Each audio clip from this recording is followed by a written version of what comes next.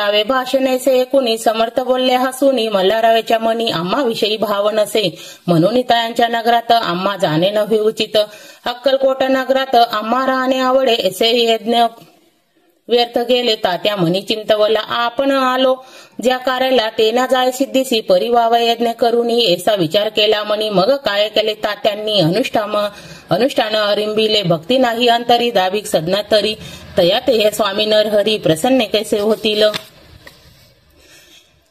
मग तात्यांनी काय केले सप्ताहासी ब्राह्मण बसविले गुरुचरित्र आरंभिले व्हावी स्वामी कृपा परी तयांच्या वाड्यात कधी ना गेले समर्थ तात्या झाले व्यग्रचित्त उपाय सूचना आता जाऊन या बडोदासी काय सांगावे राजायसी सकळ जनासी तोंड कैसे दाखवावे ऐसा उपाय करून न होती या स्वामी प्रसन्न आता एक युक्ती योजून नावे पडून येतीसी असो कोणी एके दिवशी साधूनी अयोग्य समयासी मेहनत घालून स्वामीसी तात्या साहेब निघाले कळगावाचा मार्ग धरिला अर्धमार्गी मेना आला अवतरील समर्थाला या गोष्टी वंदिती झाल्या मेनातुनी उठले मागुनी अक्कलकोटी आले ऐसे बहुत वेळा घडले हाही उपाय कुठला मग पुढे राजवाड्यात जाऊनी राहिले समर्थ तेव्हा उपाय कुठत टेकीत हात तात्यांनी मग अपयस्ते घेऊनी बडोदसे आले परतुनी समर्थ कृपा वाचुनी या अन्य उपाय ना होय परी मल्हाररावाच्या अनुपती प्रयत्न आरंभिती पुढती सर्वत्रासी विचारती कोण जाते स्वामीकडे तेव्हा मराठे उमराव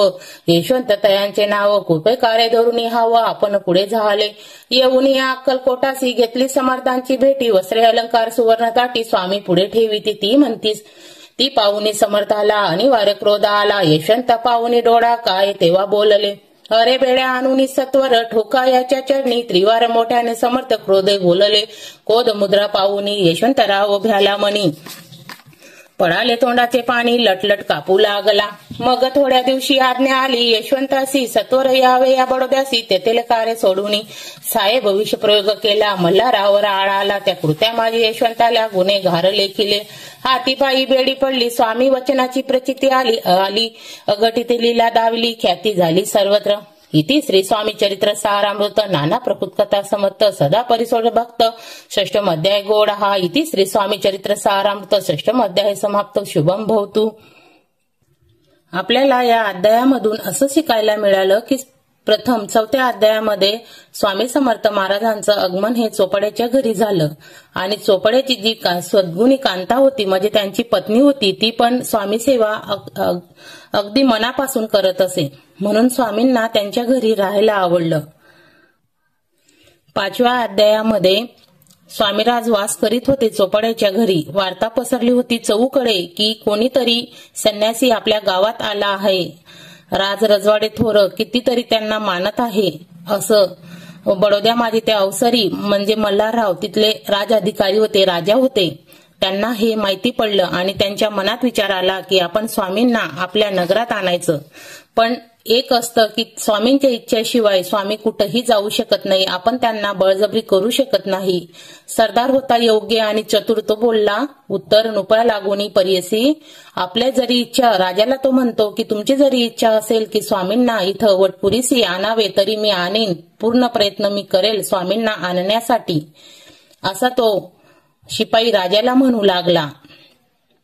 राजघराण्यातील ती युवती होती ती नेहमी स्वामी सेवा करत ऐसे पाहून तयासी विचार पडला मनासी या नगरातून स्वामीसी कैसे नेऊ आपण तो शिपाई तिथं आला राजघराण्यातील एक व्यक्ती होता आणि तो नित्यनेमाने व्यवस्थित स्वामींची सेवा करत होता तर त्या माणसाला बघून त्या शिपाईला वाटलं की आपण महाराजांना इथून कसं घेऊन जाणार आपण महाराजांच्या इच्छेशिवाय कसं काय इथून त्यांना आपण बडोद्याला घेऊन जाणार आणि मी तर राजांना वचन देऊन आलो आहे की मी त्यांना आणेल इथं असं म्हणून हे आपल्याला पाचव्या अध्यायामध्ये शिकायला भेटतं। सहाव्या अध्यायामध्ये जसं आपण शिशूंचा हात धरून अक्षर पडवितो लिहवितो तसे हे स्वामी चरित्र स्वामी समर्थ स्वतः त्यांच्या मुखाने वंदितात म्हणजे स्वामी आपल्याला प्रेरणा देतात हे स्वामी चरित्र रचना करण्यासाठी।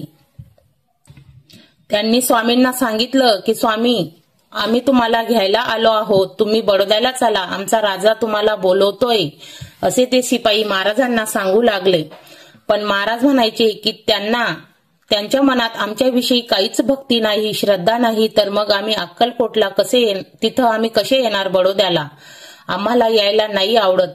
तेव्हा मल्हाररावांनी काय केलं ब्राह्मणांना बोलून त्यांनी त्यांच्या वाड्यात गुरुचरित्र आरंभिले. त्यांना वाटलं स्वामी इथं येतील, पण त्यांचं जे गुरुचरित्र पारायण चालू होतं तेव्हा तरी पण तिथं स्वामी गेले नाही.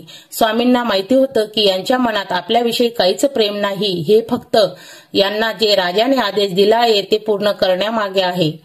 तरी पण स्वामी समर्थ त्यांच्या वाड्यात कधीच गेले नाही. मग त्यांनी विचार केला की स्वामींना आपण मेण्यात घालून चोरून न्यावं. पण स्वामी महाराज काय चोरून नेण्यासारखे आहेत का? त्यांचा हा जो प्रयत्न होता तो विफल ठरला. महाराजांना राग आला. महाराज म्हणाले, याच्या हातापायात बेड्या टाका आणि याला जेलमध्ये टाका. असे स्वामी महाराज जोराने त्या शिपायावर ओरडले आणि आजूबाजूच्या लोकांना सांगू लागले. तर स्वामी महाराजांचं बोलणं जे वचन होतं ते प्रत्यक्षात आलं.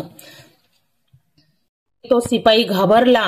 त्याचे तोंडाला जे पाणी आलं होतं द्रव्याचं, ते राजा त्याला जे द्रव्य देणार होतं ते त्याच्या तोंडाचं पाणी नाहीसं झालं. तो तिथून बडोद्याला आला आणि जे साहेब होते, राजा होते, त्यांच्यावर विष बाधा झाली असा आरोप हा या शिपाईवर आला. आणि महाराजांच्या मुखातनं जो शब्द निघाला होता तो खरा झाला. आपले महाराजांच्या अनेक लीला या स्वामी चरित्र सार अमृत मध्ये आहेत. आज आपण 4 तर 6 हे अध्याय 3 अध्यायांचं पठण आपण केलं आहे. पुढील अध्यायांचं पठण आपण पुढच्या व्हिडिओमध्ये घेणार आहोत. तुम्हाला जर हा व्हिडिओ आवडला असेल, महाराजांच्या चरित्राविषयी जर तुम्हाला अजून ऐकून घ्यायचं असेल तर तुम्ही चॅनलवर नवीन असाल तर चॅनलला सबस्क्राईब करा आणि तुमची साथ अशीच माझ्यासोबत राहू द्या. श्री स्वामी समर्थ मित्रांनो.